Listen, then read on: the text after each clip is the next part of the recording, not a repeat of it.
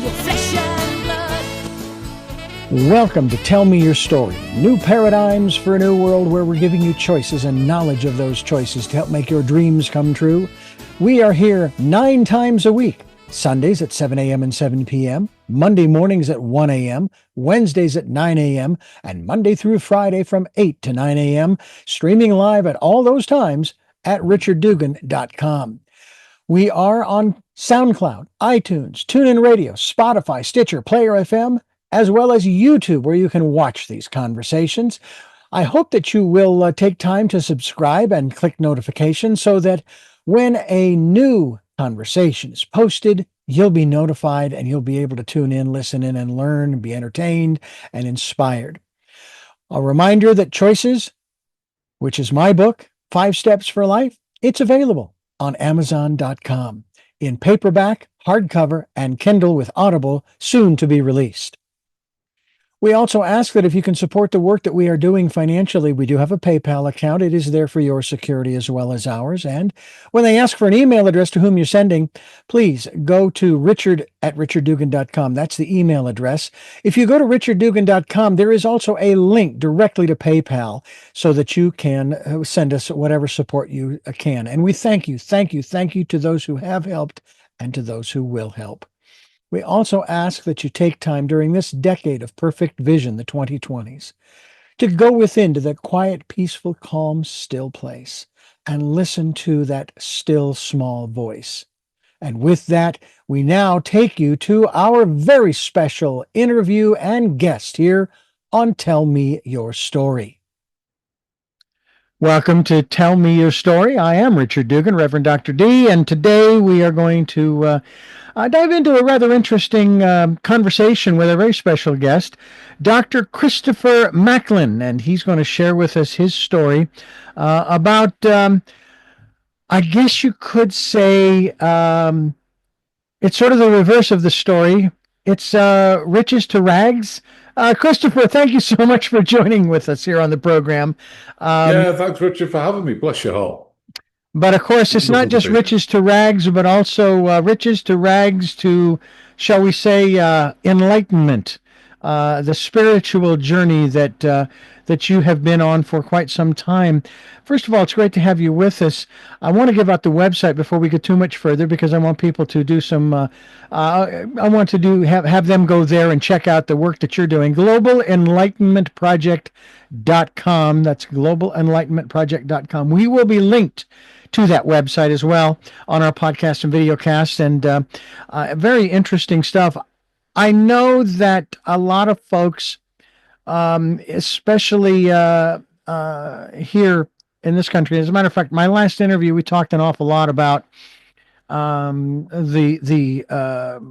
seems to be the main focal point for most everybody, not just in this country, but around the world, and that's the economy. And I'm sitting here going, really?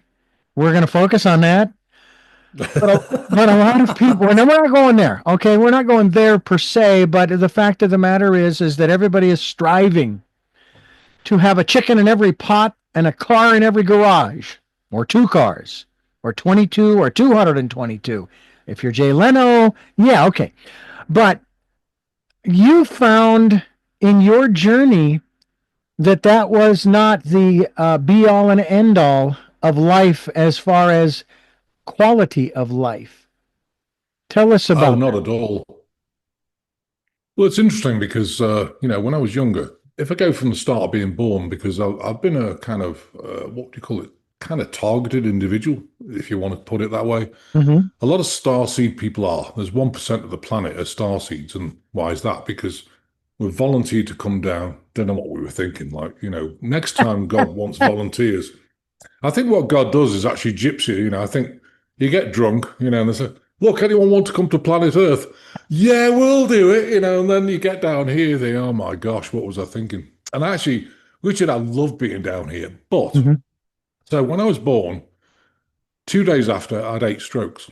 Burnt my back really badly when I was 4. And when I was 4, I saw my first understanding of what reptilians are. I thought it was like a dinosaur. It was actually an Anunnaki standing in the corner of my room. It was about over 10 foot tall, like 10 foot 7 tall, snarling. I said, Dad, there's a dinosaur thing in my room, or reptilian. I forgot what I said. And he comes running in. Where?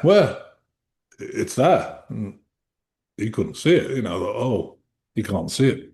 So anyway, oh, it's a bad dream, and it was still standing there. He left the room.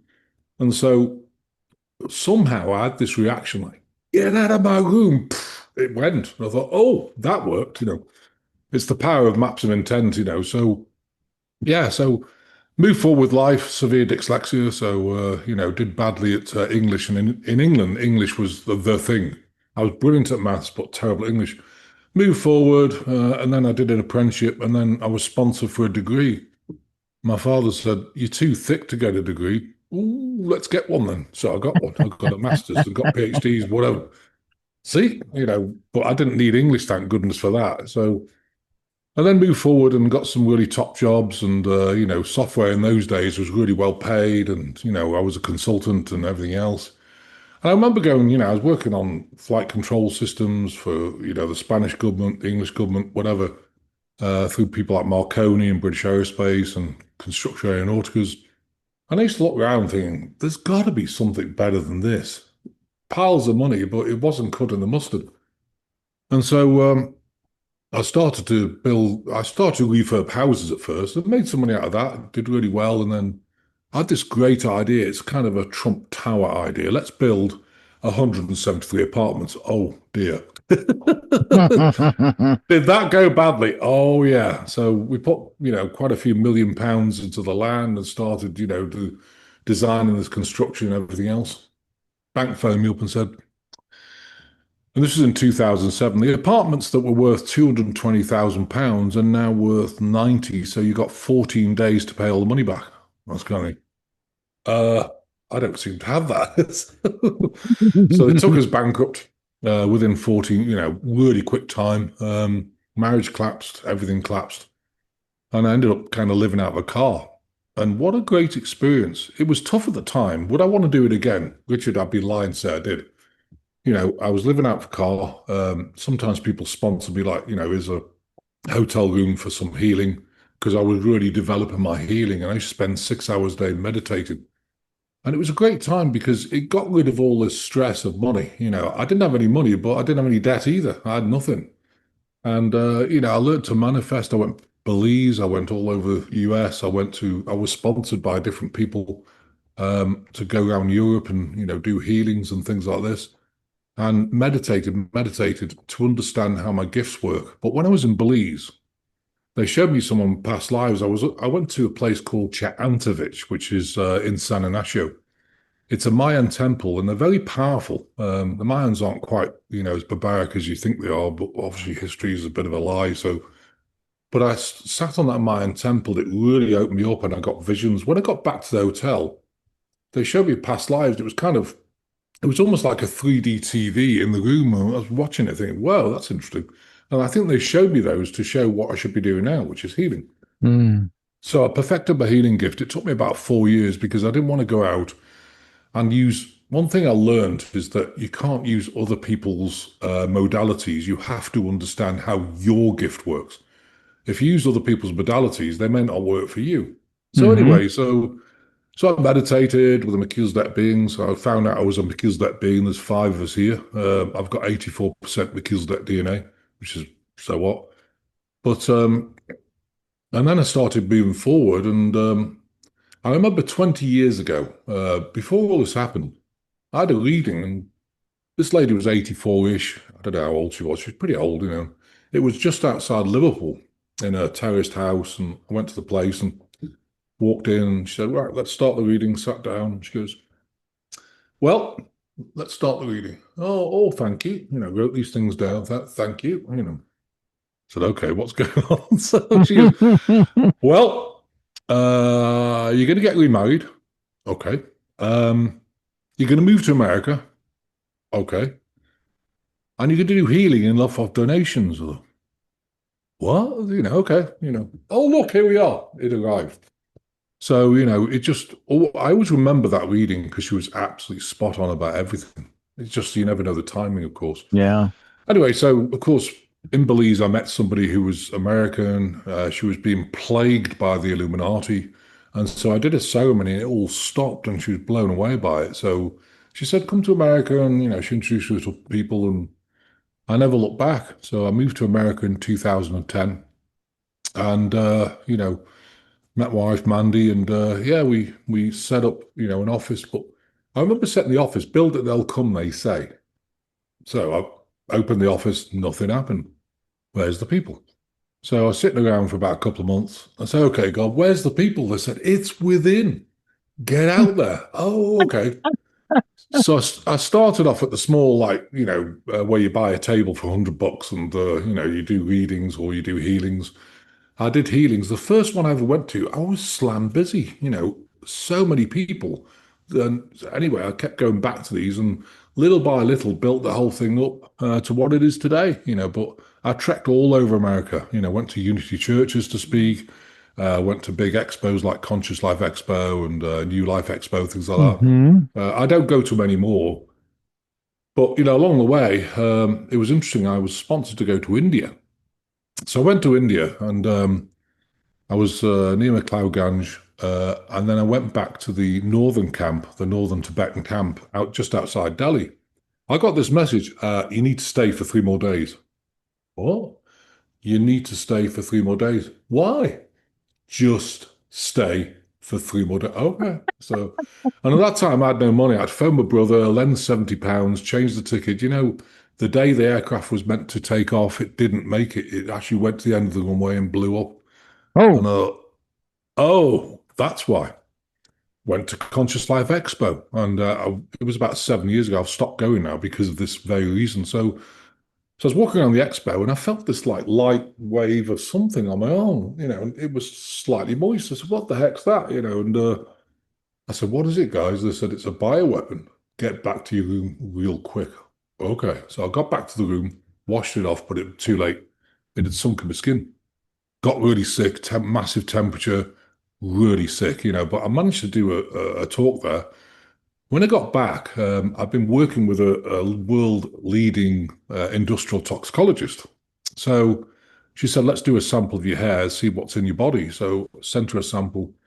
There was three major things. There was tuberculosis, which is a bacteria that's used for bioweaponry. There was a solvent and there was a binding agent. The solvent delivers, the binding agent binds it to your cells, and it was still in there. So I thought, wow, so it's happened several times. So last year, um, it's been quite a journey. Last year, I was talking about, the Vatican and how horrible it is. And anyway, they hit me with a low frequency energy weapon. What did that do? Melted the cusps of my heart valve together, the aortic valve, got really sick real quick, thought I was dying. And I said to the beings, can we actually heal this? They said, we don't have time. You're going to have to get the operation. So in October, I had open heart surgery. They replaced the valve, and here we are today. So 290 times mm, they've tried to take me out. So it's been quite a journey. But the rags to riches part, when I went bankrupt, I realized that stuff doesn't really matter. I mean, I was embarrassed, to be honest with you, because I had a Bentley at the time. And obviously I was, living out of a car, the Bentley, and then, couldn't afford to put gas in it. So someone let me borrow a condo, for like 4 weeks. And I parked it underneath, and I was just embarrassed because I had to go everywhere on the bus. So I couldn't put gas in this daft Bentley.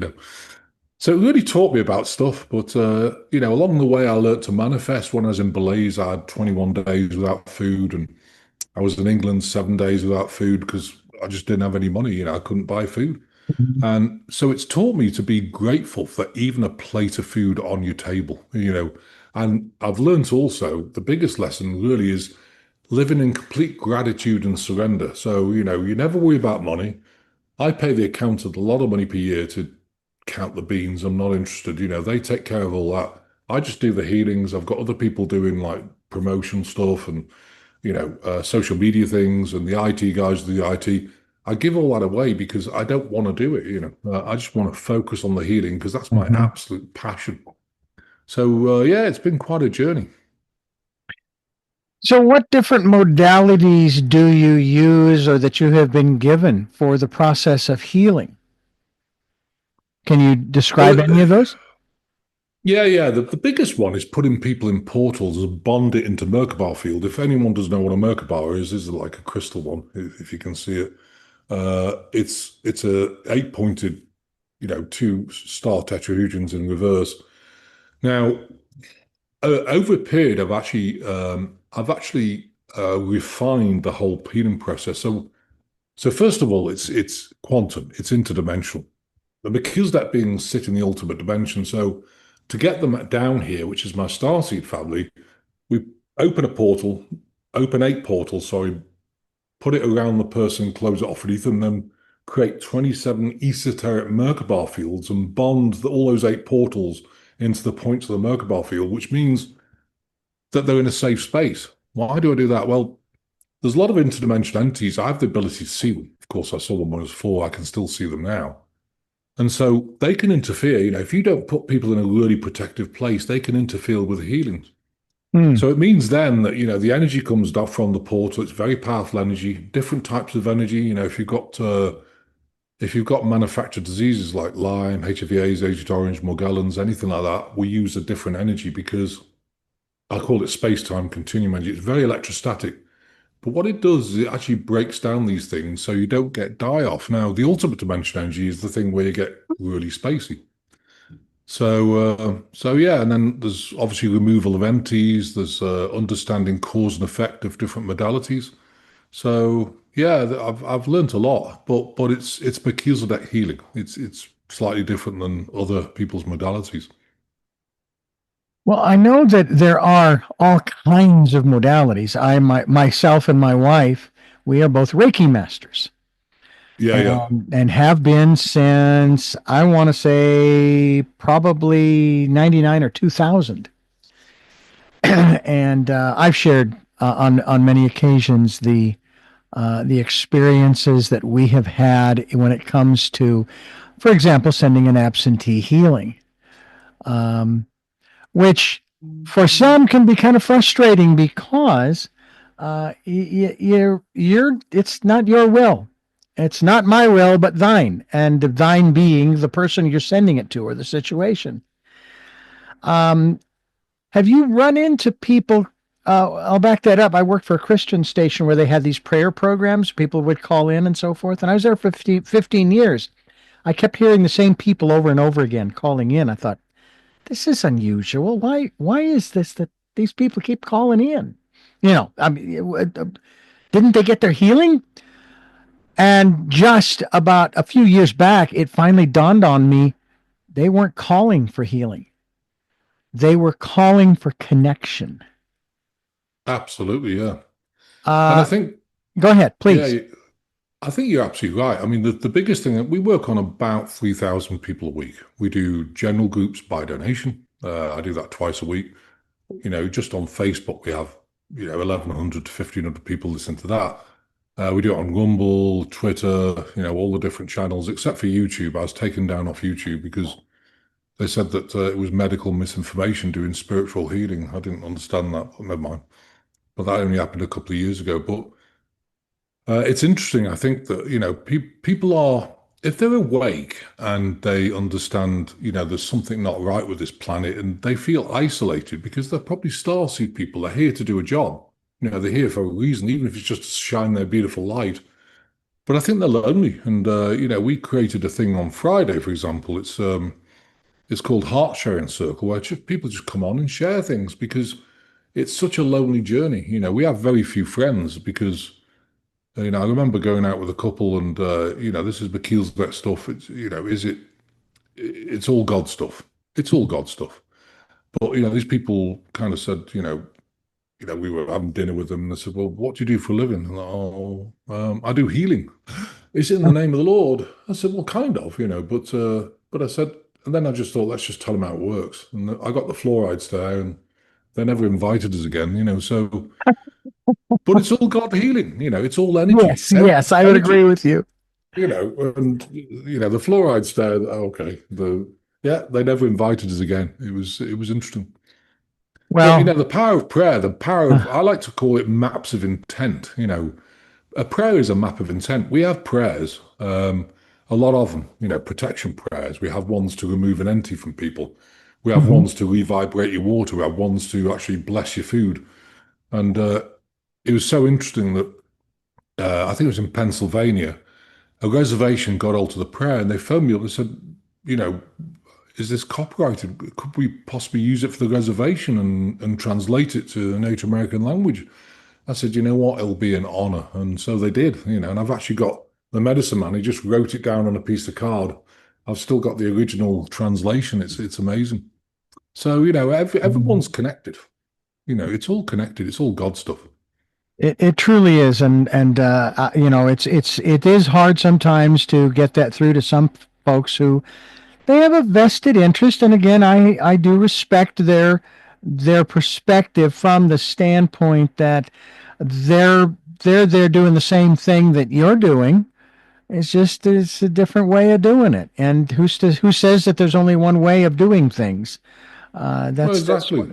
one of the things that I found fascinating. We are talking about a journey that our very special guest who has joined us here on Zoom, Dr. Christopher Macklin, and we're talking about the work that he has done, especially in regards to his transformation from losing it all to embracing my spiritual destiny, or his, I should say, spiritual destiny, as we continue here on Tell Me Your Story.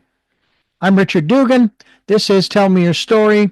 We are talking with is the doctor an actual um, medical or PhD type of thing? Where does that come in? Because mine is not. I go by Reverend Dr. D. That was given to me by someone who saw that I did archival work, audio archival work, and they just said, we'll give you the doctor. Yeah, yeah. Mine's not a medical doctor for sure. Mine's a PhD as well. In fact, my first book I wrote, you might think, well, okay, you got dyslexia. How the heck did you write a book? Yeah, really. And the answer is, well, I dictated it. And it's really interesting. I've got a great ghostwriter, and you put the headset, I did it over Skype. I mean, Skype's disappearing soon, but I phoned her up and, we used to dictate it. And she said, well, what do you mean by this? What do you mean by that? And extract the information out of it. It worked perfectly.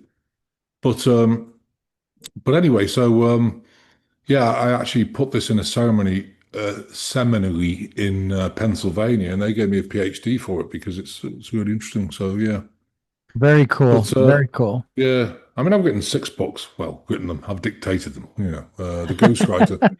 But the funny thing about it is, when I first started, I tried Dragon Naturally Speaking, and I was talking into that, and I came up with Zeta Gray. It said "Have a nice day," and it just didn't get anything. I was trying to read it back and say this doesn't make any sense at all.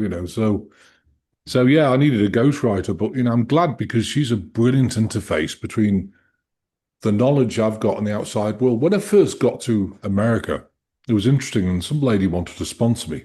She wanted to put me with like $30,000 behind me. Let's get you over America. Let's get you out there. Da da da. And I remember the first thing she said: if you want to make it, big, you need to write a book. And I was going, oh no, that's the last thing I want. Yeah, oh, please, this is not my gift. But it's interesting. She gave me a big folder of some famous, person who wrote books, an author, but I can't remember the name. But the first thing this author said, it always stuck with me. I was reading it, and she said, look, the knowledge that you take for granted that you know is somebody else's come to Jesus moment. Like, oh my God, that's amazing. And I sat back and I was thinking, what do I know? And I went through a lot of things. I thought, wow, yeah, she's right, because the knowledge you have, you take for granted, I think. And it's always stuck with me that, so I never take it for granted anymore. I think, well, yeah, it's a wealth of knowledge that you build up over a period of time. Hmm. I think that too. We're all given these different gifts, and I never really thought too much about it when it came to Reiki, specifically because that's where my training is in that respect. My wife actually has not a medical degree or anything, but she has worked for the majority of her working years in cardiology, alongside cardiologists as an MA or a PA, I guess you'd call it, and a tech and so forth, running the various heart tests and so forth. Her focus was 100% the patient. Mm, Yes, there were rules. Yes, there was protocol. She understood that. But more than that, she understood that it was the patient who came first. And they had several up on the floor where she worked, several cardiologists. And she would be moved around every few years from one to the other. And what was fascinating was when a patient or even a patient's relative would come in to see that respective doctor, okay, um, they would seek her out first to yeah. thank her for uh, what she did for them. And I said, then you made a difference. A lot of people are running around trying to find out what their life's purpose is, and she struggled with that. Even she still does to this day, wondering what her life's purpose is now that she's retired. So I'm curious as to if you actually did find your life's purpose in this process, and did you have one prior to this, or did you even know what it was? It's a good question, actually. And I don't think before I went bankrupt, I really realized what it was. And I think my eyes were opened when I went to Belize and saw my past lives. I mean, I always teach people, look, who cares who you were in a past life if you were, whatever, who cares? It's what you do now that matters, because this is it. Starseed people for the last 4,000 years have come back several times to experience the planet at that time because it was going so south. But we've been training for right now, and this is it, and I think it's what you do now that counts. I mean, service to others, we do it all the time. I devote my life to it. This healing's a way of life. You never really get away from it, but I love it. And, we've got rid of all sorts of things, cancers, we've got rid of HIV/AIDS. We have a protocol for manufactured diseases, which is stealth pathogens. And the only way to get those out is to strip them out of the body using a technique, timeline splitting, where you split your timeline in two and separate it out of the body. And the same with Morgellons. So, that's had amazing success. And of course, now people with what's happened since 2019 have got even more things going on. And, we're seeing it. And this protocol really strips the stuff out completely. The stealth pathogens, the nano, everything, spike protein, HIV microinserts. So, I know that, since that Belize time when they showed me my past lives, I thought, oh, I'm meant to be doing healing, because that's my gift. And I just meditated. What's interesting is that if you've got a soul family off planet, it might be Palladian, Arcturian, Lemurian, Atlantarian, like Andromedan. What else is there? Lyran, whoever where your souls come from is the people you need to contact for your gift, and it's understanding where you're from. And I think that's really important. And then you start meditating with them. Do they show up straight away? Absolutely not. What's the saying? God always works at 1 second to 12. So with meditating like 6 hours a day and, days, weeks, went by and suddenly, one day after about 2 months, they just showed up and started talking to me and crazy stuff was happening. And I realized that they don't, it sounds brutal, but they don't waste their time with people who aren't committed. And I realized that, after I'd gone through this like initiation, so to speak. Are you committed? And if you are committed, they will work with you. And then life becomes very different. It was incredible. I mean, I don't really tell, but I've got a passion for healing. I love it. I love to see the difference in people. I love getting rid of all these things, and it just makes me so happy, especially, I don't believe in gurus. All this guru nonsense is over. I believe you are your own guru, and we're kind of facilitators to help people get back to their guru self, get back to that blazing passion, whatever it is, if it's cooking, if it's growing plants, if it's landscaping, if it's healing, whatever, painting, I mean, I know one gift I don't have, and that's painting. If I did a painting and went to an art gallery and said, get out and don't come back. Oh, okay. Let's not do that then. Because it's not my gift. Everyone's got a gift.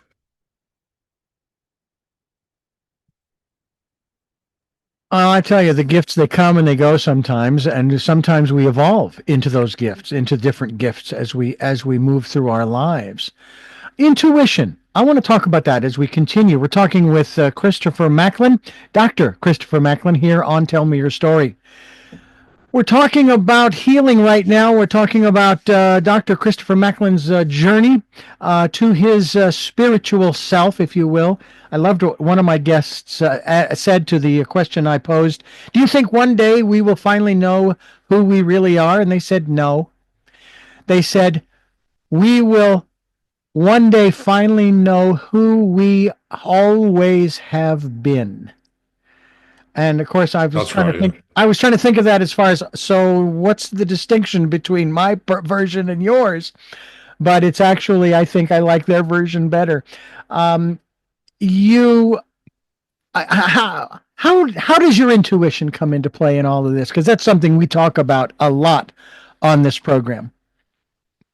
I think it's everything. I think it's interesting because if you look outside and, you look at the news and social media platforms and different things, the only way you can discern whether the information is correct is by your gut feeling, your feeling. And, you can douse it. You can use dowsing pendants. You can use your intuition. I mean, for me, if I want to know an answer, like, is that, supposed to be something, yes or no? They'll write yes in front of my very eyes or no, and I can douse that way. I don't need a pendant anymore. I used to, but now it's changed. It's evolved. But I think intuition's everything because the only truth you will ever find for you is your intuition telling you, yeah, let's do this or let's not. And I always encourage people to use their intuition. I think it's very important. And of course, again, with healing, a lot of starseed people are empaths. They take things personally. When I was younger, about a day ago, okay, a week ago. So, yeah. Actually, I did ask for discount this year. I was 63 in April the 10th. I said, God, can I have a discount like last year? I said, yeah, you can have 30 years off. So I'm only 33. I'm okay. But, but what's interesting is that I think, I think it evolves. And I think, uh, I learned after going bankrupt, where I was like mortified. I remember sitting in the south of England, sitting in this Volkswagen Polo, I had my clothes in the back and everything else, pantaloons, whatever. Everything was in this car, and I was bawling my eyes out, thinking, no one cares. And when I connected to these beings, the Melchizedek beings, I really realized they're there 24/7. You can talk to them, you can do things with them. And, it gave me so much comfort. And then, after, because you're an empath, because you're a starseed person, you ingest emotion. So when I was younger, like I say, there you go, when I was in my 20s, if someone talked behind my back, I'd be absolutely mortified. I don't understand this behavior. I just didn't understand it. Why do you do this? Now, I found the, in quotes, couldn't give a shitometer has exploded. So Hmm. whatever people think of me, I really don't care. I think to me, it's about what you think of yourself. If you think you're a good person, you're doing your very best, am I perfect? Let me ask them, oh no, that'd be a no. But I think I'm doing the best I can do in this very low frequency satanic world right now. And that's all that matters to me. What other people think of you is their deal, and just keep it to yourself, because, yeah. Well, I tell you, it's a process that we're all going through.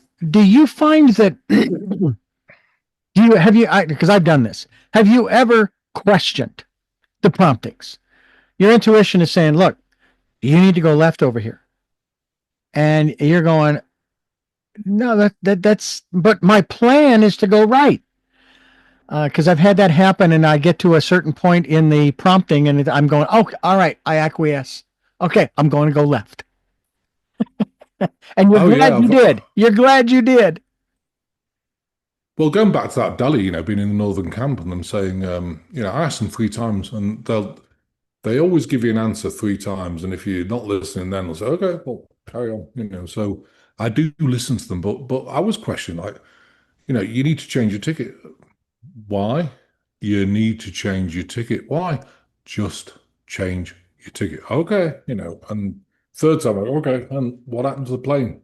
It was in the news next day, the plane had been Yeah. destroyed. I Yeah. thought, wow. Wow. I said, was that meant for me? They said, well, yeah, that's why we told you to change your ticket. So I blessed everyone on board and, everything else. And yeah, a few things have happened like that. It's crazy.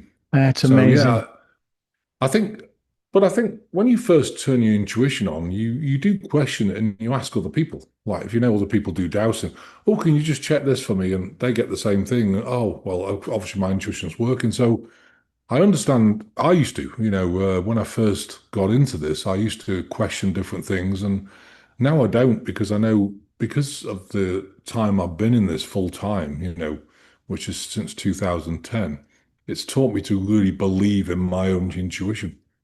But it's also very important, I think, to clear yourself and clear the field around you. And that's why we have a thing called a 27 esoteric Merkabah field prayer. It's really good. It puts 27 esoteric Merkabah fields around you to protect you from any negative entities, fractals thereof, manipulations, and transmissional frequencies that are not for your highest good.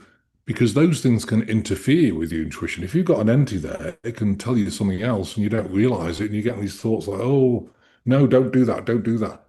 Well, if you put this field around you, I mean, it's one of the most powerful fields you can put around because we have Merkabah fields around us connected to our soul, which transmit and receive frequency. And it really helps to block out any interference, But after a while, it's always that first gut feeling is always the correct one.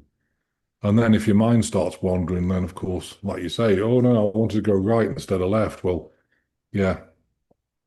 So intuition's it for me, it's your truth in this world.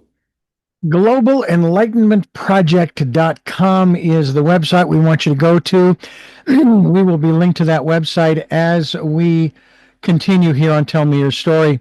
I'm Richard Dugan along with It's Dr. Christopher Macklin. And you don't sound like you're from the United States. You sound like you're from abroad. But and I'm not going to that particular place, but you mentioned at the front end of the program about being a star seed. Define that for us. Well, a starseed is a person who, you don't have to. I mean, this is a classroom. The whole planet's a classroom. And I was born in England, as you know. So I always tell people I'm from Texas. And they go, what? From Texas? I like it. They don't believe it. So anyway, I was born in England. But a starseed is somebody, how do you know you're a starseed? Well, you've got a massive empathy. You don't fit in with the normal run-of-the-mill world. Like at school, I didn't fit in with people. People used to talk and think you're a little bit weird. And you don't fit in with the normal narratives of life. You see things very differently. I mean, my father's really like staunch Christian, loves Jesus, whatever, and I love Jesus as well. I love his teachings. And one day he said to me, he said, "Well, you don't believe in Jesus." I said, "No, no, no, whoa, whoa, hang on a minute." I said, "I abide my life by Jesus' teachings. Don't judge people. If you look at the prayers, there's no judgment. Bring it before God. Don't judge them, forgive them, everything else. Um, I help people as much as possible. His teachings were very simple, and I Mhm. abide my life by it. So yeah, so it's interesting.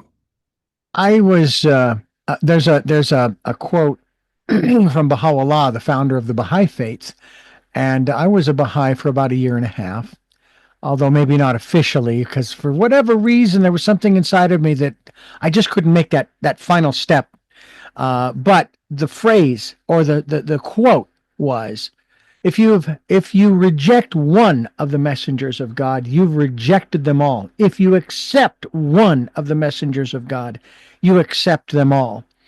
And the only way I would modify that would be to say that it's the messages, not the messengers, that I look to. It's what they came to share with us, which in essence, would you agree, is pretty much the same thing down the millennia, as long as man has been here.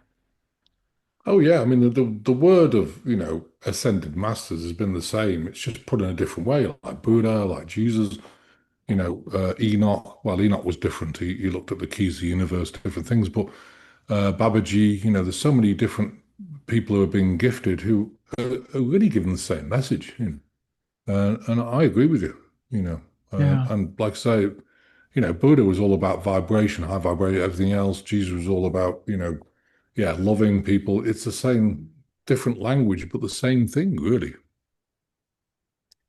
It's very interesting to have conversations with people on a spiritual level because most people are really I'm going to say mired in the material world. And that's not to say the material world isn't important. There is a certain level of importance, but we get lost in that. I suppose in one sense you could actually use the movies of The Matrix with Keanu Reeves as a primer to that comment. You don't know what's real, and what's real is immortal. It has always been and always will be. Do you ever have these kinds of conversations with folks and Oh that? yeah. I mean, what's real? I mean, we live in a what do you call it, hologram type thing. It's Hmm. all energy. You can change anything you want at any time. People don't realize, but they have the power. But I think, it's like the Matrix. But Hmm. I agree, sometimes I look at this world and I feel more detached from it, day by day. I'm looking outside and am I still here? Oh yeah, I am. Keep pinching myself because it seems so far from what I consider, the world I actually was born in. When I was younger, I used to look up the sky, it was blue, it was beautiful, and I just used to feel so much joy from just being here and, the trees. But people have detached so much, they've introduced like gaming, the new millennium Gen Z or whatever is all about gaming and, getting stuck on your phone, social media. I don't like that stuff. For me, nature is it.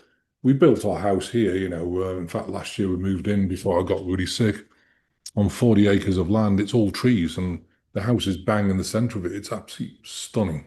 And, being here and doing this work, you can relax at night and you can feel all the angsty energy that you've ingested from people's problems just leave and go away. Yeah. So, yeah, absolutely. I want to talk about something that I was introduced to many years ago. I still have the videotape um, of it, and we'll talk about that in just a moment as we continue talking with Dr. Christopher Macklin. And go to globalenlightenmentproject.com. That's globalenlightenmentproject.com. This is Tell Me Your Story. I am Reverend Dr. D. Richard Dugan. He is Dr. Christopher Macklin, and I want to talk about the Merkaba.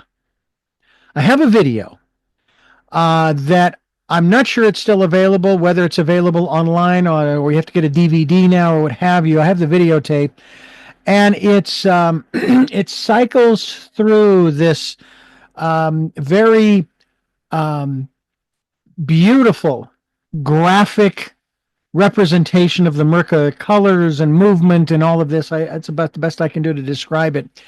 And then it incorporates a particular piece of music. And of course, it's recommended that you sit quietly and you watch and listen. It's sort of a meditation of sorts. And you said that, am I correct on the terminology here? It's a double tetrahedron. Is that correct? Yeah, two tetrahedrons in reverse. Absolutely. Yeah. Yeah. Um, Talk to us about what it is. I was almost going to ask you where it came from. I think that's sort of self-explanatory. It didn't come from here. It came from the No, ether. it did. Yeah, Yeah, absolutely. but talk to us about why it's important, and is it something that maybe we would want to incorporate into, let's say, our altar of, say, crystals or other precious energy giving uh, elements that we would have maybe on an altar that we might create in our home. I know a lot of people have those. Oh All. yeah, I mean we've got, we have these available. I mean they're just we also have little pendants, but I mean there's three Merkabah fields around you. And depending on the person, depends on which way they spin. Sometimes they don't spin. Mhm. And it's basically an interface between the soul and the outside world. So the soul gets energy from the Merkabah fields. It's called the ascension. They call it the ascension vehicle. You can probably travel, if you meditate, do transcendental meditation, you're traveling through these Merkabah fields out somewhere looking at things. That's where some of the remote viewing comes from. And I do remote viewing myself on people's bodies, looking at the organs and everything else.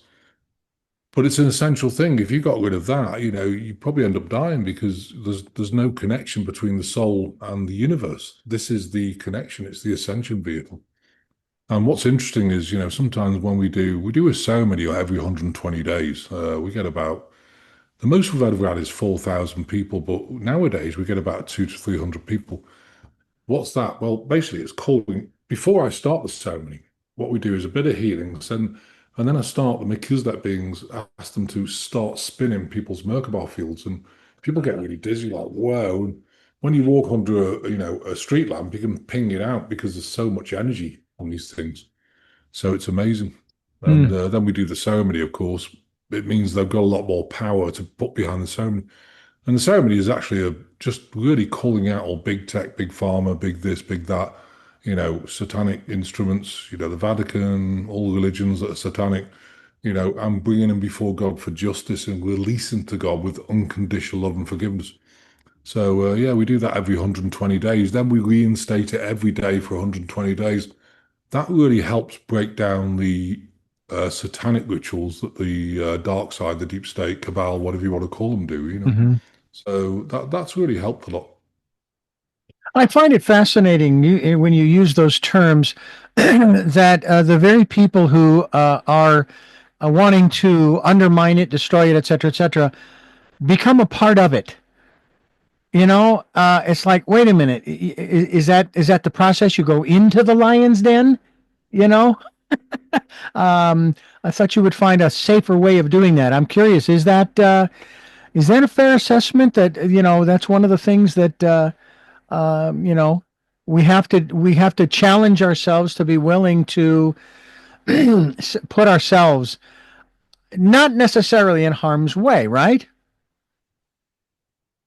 No, I mean that came out of the blue last year, when I got really sick. And like I say, open heart surgery is no fun, let me tell you. Mm, But I think just by being on this planet and being who you are, you're a threat to a massive organization of Satanism and whatever. And I think if you're getting out there and making a difference, then you're going to get attacked for mm, sure.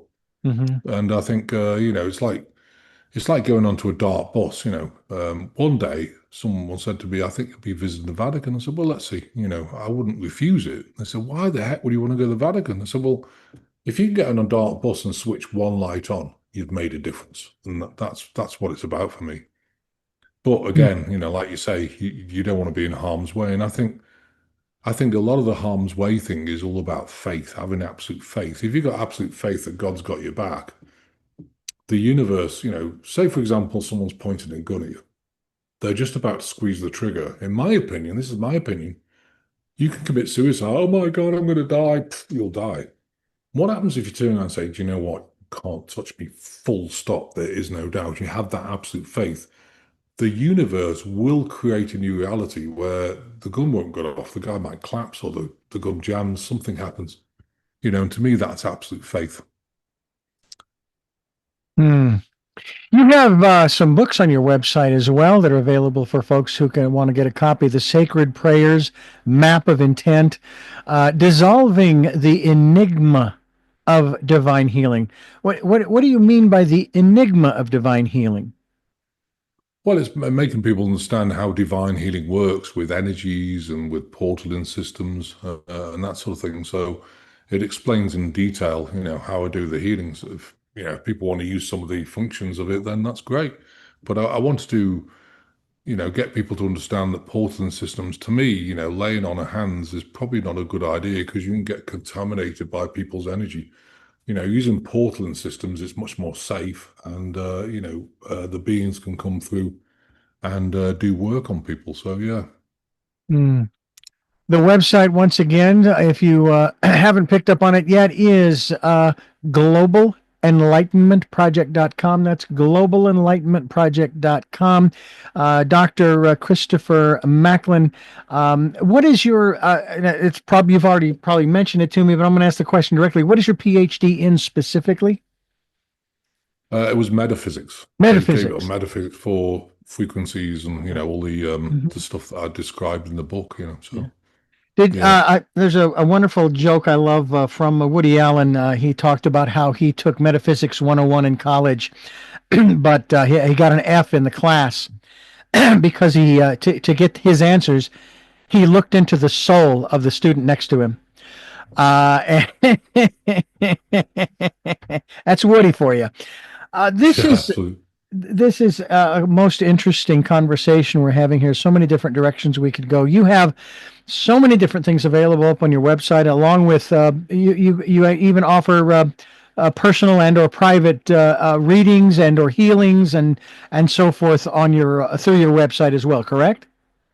Yeah, yeah, we do personal healings one to one. I do specialized groups where we have up to 15, 20 people. I talk to them all first, check how they're doing, and then we do the healing after. And then you've got the general group, which is by donation. You can join it if you don't have any money. I always tell people, look, having no money, oh, I've been there, got the t-shirt on that one. So if you've got no money, please come on them and I do it because I want to make sure everybody gets a healing. It is a 501c3. It's part of, I called it at first ChristopherMacklinMinistries.com. We applied for 501c3, and the Global Enlightenment Project is a project of the ministry.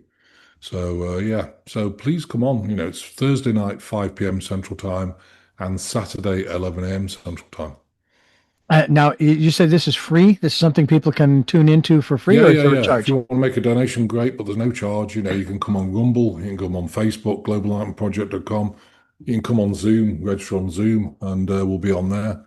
And Twitter, and I think what else is it on? Telegram, there's just a link to the Rumble channel. Uh, now But this is under yeah, the category of services. I yeah. believe. Yeah. Personal sessions, specialized groups, divine ceremonies.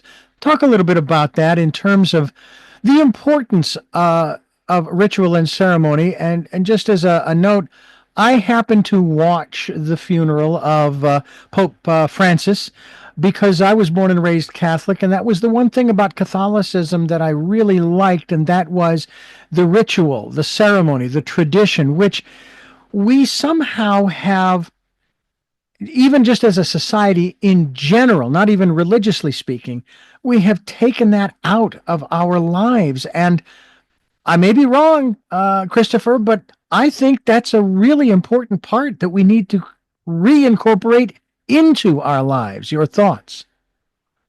I do. I think the ceremonies, as long as they're, God ceremonies, I think they're really important. But it's important to make sure they're of God. But it's even things like, almost everything's being hijacked. For Mm, example, there's massive porn sites. Why have they put those up there? They're addictive to people. And I work with people every day on these sort of addictions. And it's diluting the love and the connection between a man and a woman. All it's doing is showing some sort of act that people get addicted to. It's really sad, and it's many things like gaming is the same. It's mm, addictive. Shooting people, all this sort of thing. If people do it day in day out, of course they're going to get programming. It's mm, programming. It's in every faction of life really, and I think we've it's even like robotics now. They're talking about having your wife, you can marry a robot. Well, who wants to marry a robot? And personally, I don't want to, but I guess there's people out there who do. But they're not going to have any feelings. They're AI. They're not going to have any love for you because it's logical. yeah, It might create something, through its mouth, but truly, yeah, it's diluting the human, I think, the human touch, the human love, and all that sort of thing. It's it's, mm, it's all starting to diminish, and I think yeah, it's sad. And like God rituals, this God ritual we're doing. The next one actually is by the way, May the 10th. If anyone wants to join, as many people as possible, it's free to join. It's 2 p.m. Central Time, Saturday, May the 10th. And like I said, what we're doing is we actually chant through a whole list. So, we call on God, Goddess, prime creator of all that is. We bring before you now, and then, it's a little bit more complicated than this. We bring before you now these factions like Big Pharma, Big Agriculture, uh, Big Tech, Rothschilds, Rockefellers, any royal families, they go through everything. The music industry that have allowed manipulation to humanity, and basically they're brought before God for justice in only the way God knows how. Again, my thing is not judging anybody. They can do what they like, but not on our watch, So bring them before God for justice and release them to God with unconditional love and forgiveness. And we go Hmm. through all these, different factions, and it takes about an hour and a half, but it's very powerful. And Hmm. it's something, if you want to, people often say, what can I do to help? We don't have the money to take on these big cabal people. You don't need money. All you need is God or prime creator. I mean, I define God as God, Goddess, Hmm. prime creator of all it is.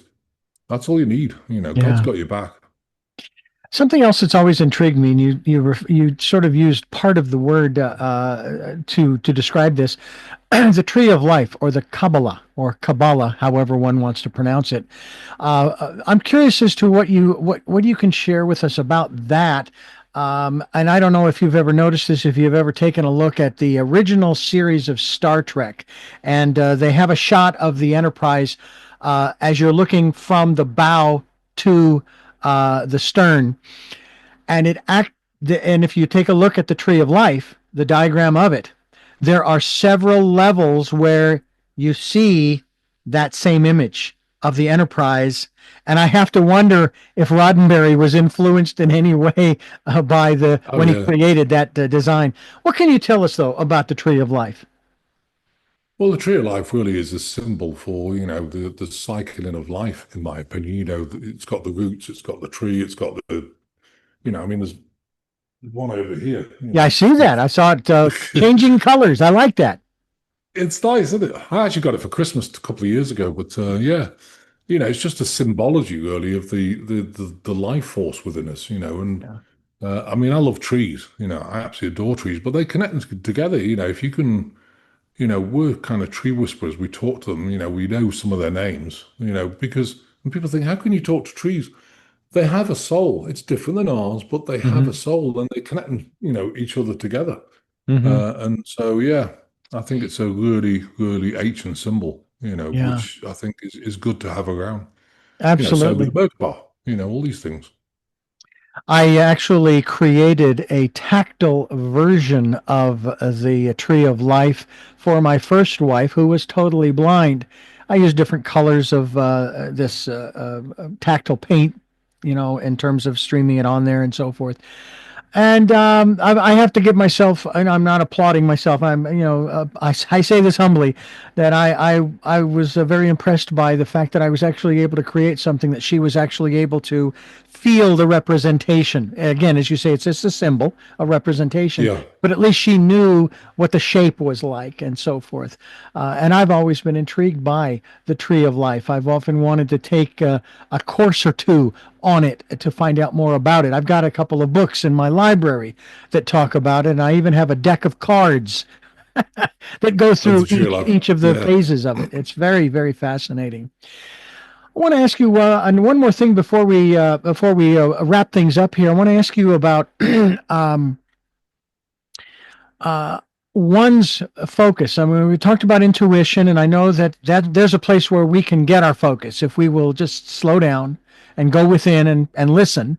Ask a question, if you will. Although I've been told, this was actually shared with me when I've wanted to ask a question, say of my late father, and so forth. And it's like before I ever get the question out, the response is the prompting, if you will, the impression comes through. I was told, Richard, you need to learn to listen faster. you know, Yeah. um, but in terms of finding one's life's purpose, in terms of finding one's, even if you're not looking for your life's purpose, just focus, because in this day and age, we're bombarded, as you just described, by so much on the outside world. We could put names to it, but it's on the outside of us. And so we're bombarded. And sometimes even by that energy. And by the way, my wife is also an empath and has struggled for years, as long as I've known her, to somehow protect herself from those energies that were coming in, that she couldn't figure out why she felt the way she did until she recognized, oh, that's not mine.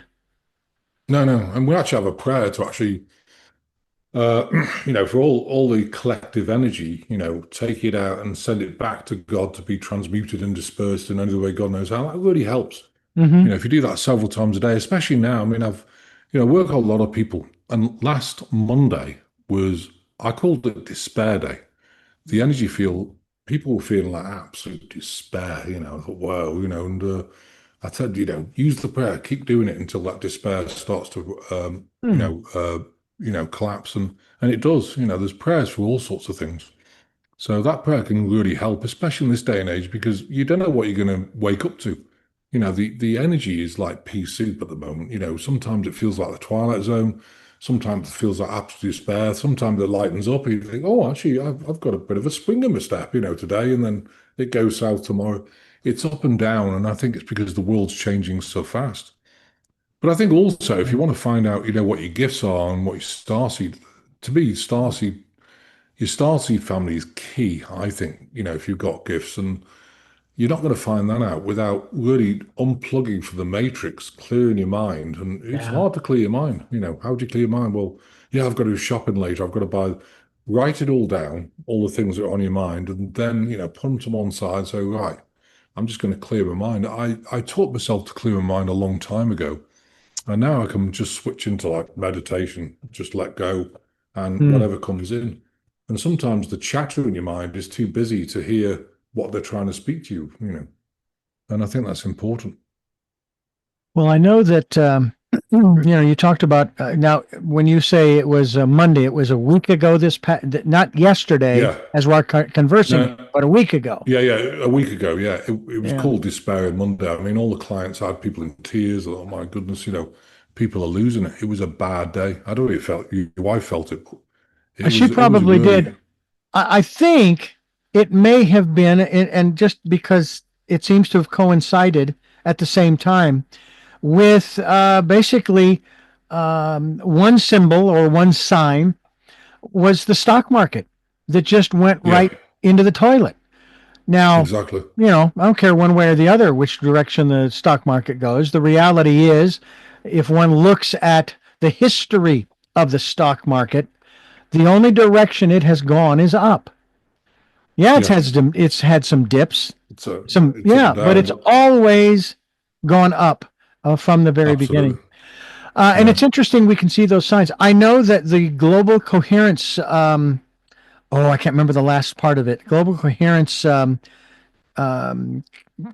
group that has a website, and they have these devices that they've placed all around the world to measure that energy. I remember having one of the representatives on, from, I think it was from the Monroe Institute, talking about how they had these devices out there, prior to, the morning of, September 11th, 2001. And they showed a spike in the energy, even though nothing had happened at that point. But it was as if Yeah. the planet, the people knew ahead of time something monumental was about to happen. Yeah. Um, and it's not exactly like, we're trying to have here in California, like, earthquake, warnings. Okay, in 3 seconds the earthquake's coming. Doesn't give you a lot of time to do anything, but none. No, There you go. not at all. There you No, go. it's very true. This is. Yeah, and Go ahead, please. you can feel the energies, and and I think people are struggling as well. Of course, they're in the matrix.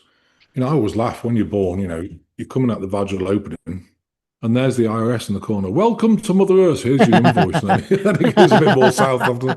But what's interesting is, I was talking to my father. He's 91, and I talked to him this weekend. He doesn't listen. He thinks I'm nuts. But he's talking. Oh God, the economy. We're going to be a banana republic. I said, do you realize that the pound and the dollar, yeah, is a debt note? He goes, what? I said, it's a debt note. I said, look on the Mhm. front of it. I promise to pay you a pound. I promise to pay you a dollar. It's a promissory note. And I said, it's lost 97% of its value since the 1970s. That's why you need lots of more notes to be able to pay for things.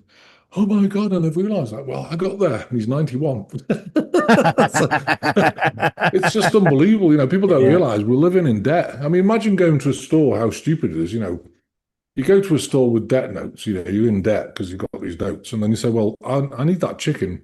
Can I give you these debt notes and I'll pass the debt on to you, for that chicken, and so you get an energy exchange with chicken and they pass the debt on to their suppliers and everyone's passing debt on, but no one's paying for anything. So you kind of scratch your head thinking, oh, it's nuts. The Yeah. whole thing is nuts. It is very interesting. That's why I actually enjoy barter. It's I do as well, exchange yeah. for exchange, and there's value for value. I mean, that's really the bottom line. So hopefully we can bring that about.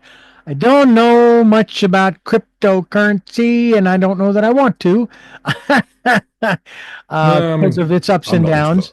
I loved that one Yeah. story of this one guy who years and years ago bought into cryptocurrency, Bitcoin, I guess it was, lost his computer, lost the password, and he couldn't find it. And his account, he couldn't even get into his account without having his computer, his laptop. And apparently he was a millionaire plus, but there was no way to cash out, which Yeah. I You thought lose your I thought password, was that's real it. interesting. Yeah, I What's know. that? How frustrating would that be? Yeah, Oh, yeah. I mean, absolutely. once you lost a password, it's, that wallet is just closed and It forever. is. It is indeed. It is indeed. And there's no recovery process per se, other than, you have to have the password. So it's very Absolutely. interesting. Anyway, we don't need a password here. All we need is a conversation, and we're having such a conversation with Dr. Christopher Macklin, and Global Enlightenment Project.com is the website. You can find out more about his ministry, Dr. Christopher Macklin's ministry there online. We will be linked to that website as well as we continue here on Tell Me Your Story. Dr. Christopher Macklin, I want to thank you so much for being a part of Tell Me Oh, Your thanks, Story. Richard. Uh, Bless I your uh, heart. I really do appreciate how much time you've given us here on the program, and would love to have you back again to talk about some other areas of the ethereal Absolutely. world. I've talked with one woman who is in constant contact with the Pleiadians. Um, I still want to know why we're not hearing from anybody from Alpha Centauri as far as another planet. I know that the Robinsons of Lost in Space, that's where they were headed, never made it, as far as I know. But I just find it interesting that there are those who just refuse to accept the reality. I shouldn't say reality, the possibility that Yeah. we are not alone. I Oh, mean, no. I mean, it just doesn't again, I make any spoke to my father about it. He goes, he said, I said, there's other planets with other life on it. Oh, no, there's not. I said, so you tell me a universe which is infinite doesn't have any other life other than the human race? He goes, yeah. Okay.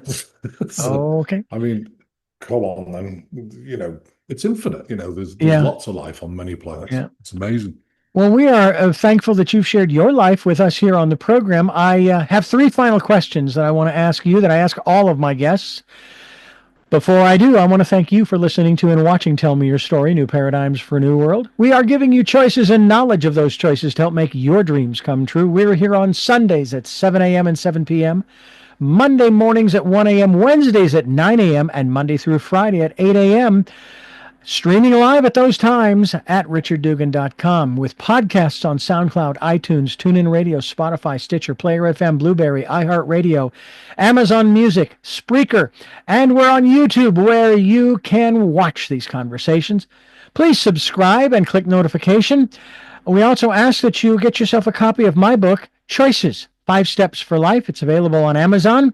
And if you'd like to leave us a tip, financial tip, we would be gratefully appreciative. We have a PayPal account. It's there for your security as well as ours. And on the homepage of richarddugan.com, there are two links, one to Amazon for choices and the other to PayPal for that tip. And And we also encourage you to take some time during this decade of perfect vision, the 2020s, to spend some time going within and listening to that still small voice. And to that, we go to our final three questions for our very special guest. The first of those questions is, who is Christopher Macklin? Who is Christopher Macklin? It's an interesting question. I would say um, I dedicate my whole life to service to others for healing. Hmm. Full stop. I don't do anything else hardly. I don't have many hobbies or anything else because this takes up so much time. So I would say, I'm a dedicated God facilitator to help people heal. Is what I am. What gets you up in the morning?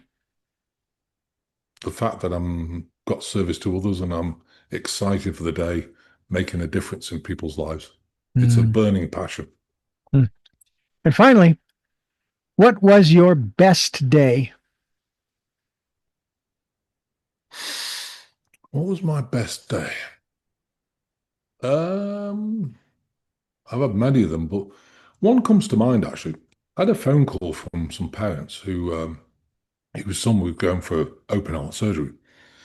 And I said, "Oh my God," and it was about 2 days before. So I set this lad up and I worked on him, worked on him, worked on him.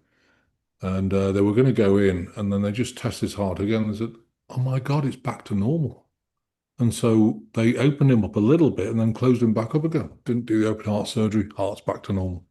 That Hmm. was a joyous day from a 4-year-old, who we helped change his life. Well, That's where I get my real joy from is seeing people's change, seeing people take their power back. It's just amazing. hmm. Well, once again, thank you so much. It's been a pleasure to meet you and get to know you and to hear your story and the various things we've talked about. I look forward to having you back again. Yeah, I'd love to come back. Thanks. All Thanks for right. having me, Richard. Bless your heart. And thank you for listening to and watching Tell Me Your Story, New Paradigms for a New World. Until our next broadcast, podcast, video cast, love Talal. Jeanette, I am still listening. Dad, continue to be happy because I am. Smokey, I'll see you on the other side. Mike, thanks for letting me be in your life. And to my dear friend Zorro, aho, aho.